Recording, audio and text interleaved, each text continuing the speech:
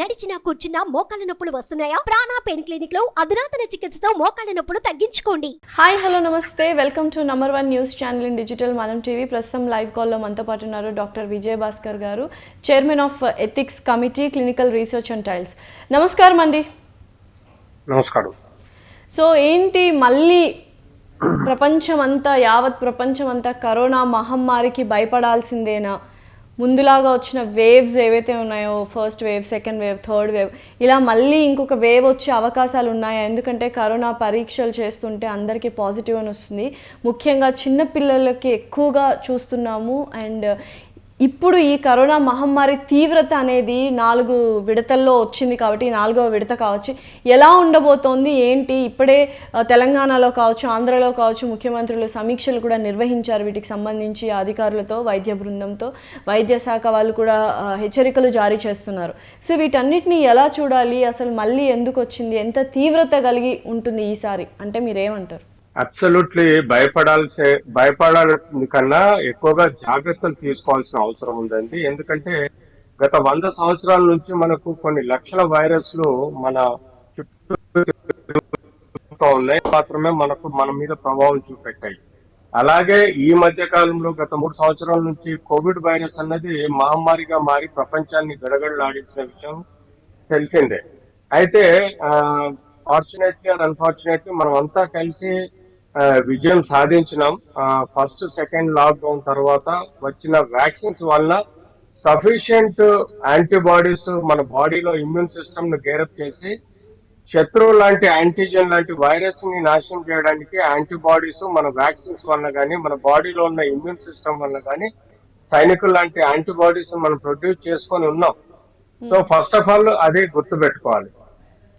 ఇప్పుడు మనకు south Asian దేశాల్లో అంటే సింగపూర్ అటు సైడ్ సౌత్ ఏషియన్ దేశాల నుంచి ఏదైతే వైరస్ వ్యాప్తి చెందిందో ఆ వైరస్ JN1 వైరస్ గా పరిగణలోకి తీసుకోవాలి. ఈ JN1 వైరస్ కూడా ఒమిక్రాన్ సబ్ వేరియంట్ గా ఒక స్ట్రెయిన్ గా భావించడం జరుగుతుంది. ఇది కోవిడ్ ఫ్యామిలీకి చెందిన వైరసే. దీని వైరస్ కు సంబంధించిన all protections through the immunity system అంటే రోగ నిరోధక శక్తి ద్వారా మనకు ఆల్రెడీ యాంటీబాడీస్ బాడీలో ఉన్నాయి. ఎవరు భయపడాల్సిందంటే ముఖ్యంగా బీపీ, షుగర్, కోమార్బిడ్ డిసీజ్ ఉన్న వాళ్ళు, ఇమ్యూనో సప్రెసివ్ మెడికేషన్ మీద ఉన్న వాళ్ళు, బాడీలో ఇమ్యూనిటీ తక్కువ ఉన్న వాళ్ళు, క్యాన్సర్ కానీ లేకపోతే ట్రాన్స్ప్లాంట్ జరిగిన వ్యక్తుల్లో కానీ లేకపోతే కిడ్నీ, లివర్ డిసీజెస్ ఉన్న వాళ్ళలో కొంత ఇమ్యూనో సప్రెషన్ ఉంటుంది కాబట్టి వాళ్ళు జాగ్రత్తగా ఉండాల్సిన అవసరం ఉంది. ఈ వైరస్ యొక్క క్యారెక్టర్ మనందరికి తెలిసిందే. ఈ సీజనల్ డిజీజెస్ అంటే మనకు మాన్సూన్ మరియు వింటర్ సీజన్ కు మధ్యలో వచ్చే కామన్ గా వైరల్ డిసీజెస్ ఏవైతే ఉన్నాయో, cold, cough, flu diseases, pneumonia diseases ఉన్నాయో వాటిలాగానే దీనికి సంబంధించిన లక్షణాలు ఉంటాయి. సో లిటిల్ కన్ఫ్యూషన్ ఉండొచ్చు, ఇది సింపుల్ ఫ్లూ డిసీజా, అప్పర్ రెస్పిరేటరీ డిసీజా, లేకపోతే ఇది కోవిడ్ కొత్త వైరస్ JN1 వైరస్ అనేది కొంత కన్ఫ్యూజన్ క్రియేట్ అవుతుంది. కానీ దీనికి భయపడే కన్నా ప్రాపర్ గా కేర్ తీసుకోవడం అవసరం. అంటే మళ్ళీ లాక్డౌన్ వచ్చే అవకాశాలు ఏమైనా ఉన్నాయా ముందులాగా? ఇప్పటికిప్పుడు చెప్పడం కష్టం అండి. ఎందుకంటే మనకు R0 వాల్యూ పెరిగితే గానీ, R0 వాల్యూ అబౌట్ 10 వస్తే గానీ మనము ఈ యొక్క లాక్డౌన్ సిస్టమ్ లో అవలంబించము.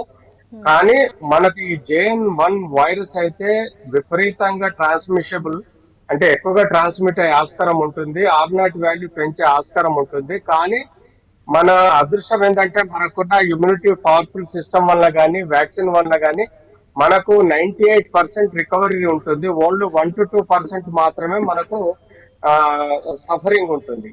సో 1 to 2% లో కూడా 0.2 to 0.5% మాత్రమే పాసిబిలిటీ ఆఫ్ డెత్ ఉంటుంది. అది కూడా ఇమ్యూనో సప్రెసివ్ పేషెంట్స్ కానీ, బీపీ, షుగర్ ఉన్న వాళ్ళలో కానీ, లేకపోతే హై స్టెరాయిడ్స్ వాడి కాంప్లికేషన్స్ డెవలప్ అయిన వాళ్ళలో కొంత కాంప్లికేషన్స్ వస్తాయి. కానీ అంతేగాని దీనిలో ఇప్పుడున్న ధర్మిలా మనకు మేజర్ ఇష్యూ ఉండకపోవచ్చు.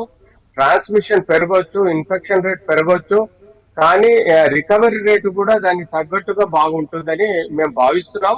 కానీ దీని యొక్క మార్ఫలాజికల్ అంటే జీన్ సీక్వెన్స్ లో ఉండే ఆ, ఆ, ఏమైనా తేడాలు ఉంటాయి. ఇప్పటివరకు మనకు చెప్పిన WHO కానీ ICMR కానీ భారత్ ఇండియన్ మెడికల్ మినిస్ట్రీ కానీ హెల్త్ మినిస్ట్రీ కానీ చెప్పడం ధర్మిలో ఏంటంటే దీని యొక్క ట్రాన్స్మిషన్ ఎక్కువ ఉంటుంది, స్ప్రెడింగ్ ఎక్కువ ఉంటుంది అంటున్నారు. కానీ దీని యొక్క క్రిటికల్ గా మారే ఆస్కారం అంతగా ఉండకపోవచ్చు అని చెప్పడం జరిగింది. బట్ ఏది ఏమైనా ఇప్పుడు మనకు ఫ్లూ డిసీజెస్ లో దగ్గు, తుమ్ములు, తలనొప్పి, కళ్ళలో నీళ్లు రావడం, ముక్కు కారడం, గొంతు నొప్పి రావడం, జ్వరం రావడం, బాడీలో పెయిన్స్ రావడం, ఒళ్ళు నొప్పులు రావడం, కండరాల నొప్పులు రావడం, అలాగే కీళ్ళ నొప్పులు రావడం, కడుపు నొప్పి రావడం, దీనికి తోడు అప్పర్ రెస్పిరేటరీ అంటే ముక్కు గాడంతో పాటు గొంతులో నొప్పి రావడం, గొంతు తర్వాత ఈవెన్ మన ఇన్నర్ రెస్పిరేటరీ సిస్టమ్ ఇన్వాల్వ్ అయినప్పుడు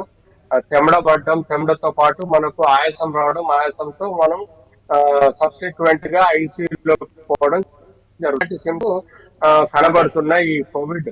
అంటే ముఖ్యంగా ఈసారి చిన్న పిల్లల్లో ఎక్కువగా చూస్తున్నాము అంటున్నారు కదా, చిన్న పిల్లలు అంటే ఓకే, ఎటువంటి జాగ్రత్తలు చిన్న పిల్లల్లో తీసుకోవాలి? చిన్న పిల్లల్లో అలా కాదండి, ఇప్పటి వరకు మనకు దాదాపుగా ఇండియాలో 7,000 కేసెస్ నమోదైనాయి. అందులో కేరళలోనే 3,000 కేసెస్ నమోదైనాయి. మన తెలంగాణలో కేవలం 24 కేసులు నమోదైనాయి. అందులో చిన్న పిల్లల్లో ఒక బేబీ నీలోఫర్ హాస్పిటల్ అడ్మిట్ అయింది, ఆమెకు ఇన్ఫెక్షన్ ఉంది కానీ కాంప్లికేషన్స్ కనబడటం లేదు. అలాగే తెలంగాణలో ఉన్న 24 కేసెస్ లో ఇప్పటి వరకు అయితే మనకు కాంప్లికేషన్స్ కనబడలేదు. రోజు RT-PCR టెస్ట్ చేస్తున్నారు, తద్వారా మనకు ఎవాల్యుయేషన్ అయ్యారు. బట్ ఇప్పుడు ఎక్కువగా కేరళ, కర్ణాటక, తమిళనాడు, అటు రాజస్థాన్, గుజరాత్ సైడ్ ఎక్కువగా ఉన్నట్టుగా మనం ధర్మిలో చూస్తున్నాం. మనకు సౌత్ ఏషియా నుంచి ట్రావెలర్స్ ఎక్కువగా కేరళకు వస్తారు కాబట్టి కేరళ నుంచి ఇన్ఫెక్షన్ JN1 వైరస్ అనేది ఇప్పుడు స్ప్రెడ్ గా ఉంది. అలాగే అమెరికాలో కూడా ఇప్పుడు H1N1 వైరస్ అనేది కూడా బాగా వ్యాప్తి చెందుతుంది. సో యూజువల్ గా ఇది మార్ఫలాజికల్, ఈ వైరస్ కూడా ఈ శత్రువు ఏం చేస్తుందంటే ఒకసారి మనం డ్రగ్స్ కనుకొని మన బాడీలో యాంటీబాడీస్ వచ్చిన తర్వాత ఆటోమేటిక్ గా దాని మార్ఫలాజికల్ అంటే దాని షేప్ అంతా మార్చుకొని కొత్త ఆయుధం రూపంలో మనకు ఇప్పుడు JN1 వైరస్ రూపంలో వ్యాప్తి చెందుతుంది. ఏది ఏమైనా మనం తీసుకున్న వ్యాక్సిన్స్, దట్టు స్పెషల్లీ చిన్నపిల్లల్లో ఇచ్చే వ్యాక్సిన్స్ వల్ల కూడా కొంత 28-29% ఏవైతే సేఫ్టీ ఉందో దాని వల్ల కూడా పిల్లలు ప్రొటెక్ట్ అవుతున్నారు. ఇప్పుడు ఇచ్చే వ్యాక్సిన్ వల్ల కూడా పిల్లలకి చాలా ప్రొటెక్షన్ ఉంటుంది. మెయిన్ గా ఏంటంటే ఇప్పుడు స్కూళ్ళల్లో పంపించే పిల్లల్ని జాగ్రత్త తీసుకోవాలి. పేరెంట్స్ వాళ్ళు బాగా mask, face shield, physical distance, sanitization లాంటి జాగ్రత్తలు తీసుకునే విధంగా వాళ్ళకి మనం ట్రైనింగ్ ఇచ్చి స్కూల్ పంపాలి. స్కూళ్ళల్లో టీచర్స్, స్కూల్ యాజమాన్యాలు కంపల్సరీ డిస్టెన్స్, పిల్లల్ని టేబుల్ చైర్స్ లలో కూర్చోబెట్టి డిస్టెన్స్ మెయింటైన్ చేసే విధంగా, మాస్క్ ధరించే విధంగా, శానిటైజర్ వాడే విధంగా, టాయిలెట్స్ లలో కానీ ఆడుకునే ప్లేసెస్ లలో జాగ్రత్తగా ఉండే విధంగా చూసుకోవాలి. పబ్లిక్ హెల్త్ సిస్టమ్ కూడా గేరప్ అయిపోయి చిల్డ్రన్స్ ని మాస్ ఎగ్జామినేషన్, క్లినికల్ ఎగ్జామినేషన్ చేసి వాళ్ళల్లో సస్పిషియస్ ఉంటే వాళ్ళకి RT-PCR చేసి తద్వారా వాళ్ళని ఐసోలేట్ చేయాల్సిన అవసరం ఉంది. అన్ని హెల్త్ సెంటర్స్ లలో ఆక్సిజన్ గేరప్ అవ్వాల్సిన అవసరం ఉంది. టెస్ట్ ఏదైతే RT-PCR టెస్ట్ అందరిగా అన్ని హెల్త్ సెంటర్లలో అవైలబిలిటీ చేయాలి, కమ్యూనిటీ సెంటర్లలో అవైలబిలిటీ చేయాలి. గేటెడ్ కమ్యూనిటీలో హెల్త్ సెంటర్స్ ను ఒక నర్స్ తోటి ఓపెన్ చేసుకొని వాళ్ళు జాగ్రత్తగా ఈ బేసిక్ సిమ్టమ్స్ ఇవ్వాల్సిన ట్రీట్మెంట్, అలాగే కేర్ తీసుకోవాల్సిన పద్ధతులు నేర్పించుకొని ప్రతి గేటెడ్ కమ్యూనిటీలో, ప్రతి కాలనీలలో ఇలాంటి కేర్ ఎవరికి వాళ్ళు తీసుకుంటూ ఉండాలి. గవర్నమెంట్ మోస్ట్ రెస్పాన్సిబిలిటీ ఏంటంటే పబ్లిక్ హెల్త్ సిస్టమ్ లో ప్రతి ప్రజలకు అవగాహన కల్పించే విధంగా అవేర్నెస్ ప్రోగ్రామ్స్, కేర్, టెస్ట్, అంతేకాకుండా ట్రీట్మెంట్ సబ్సిక్వెంట్ గా అరేంజ్మెంట్ చేయాలి. తద్వారా మనం అందరినీ ప్రొటెక్ట్ చేయగలిగితే మనం లాక్డౌన్ లో పోయే ఆస్కారం కూడా ఉండదు. Okay, thank you so much Vijay గారు, థ్యాంక్స్ అలాట్. Thank you.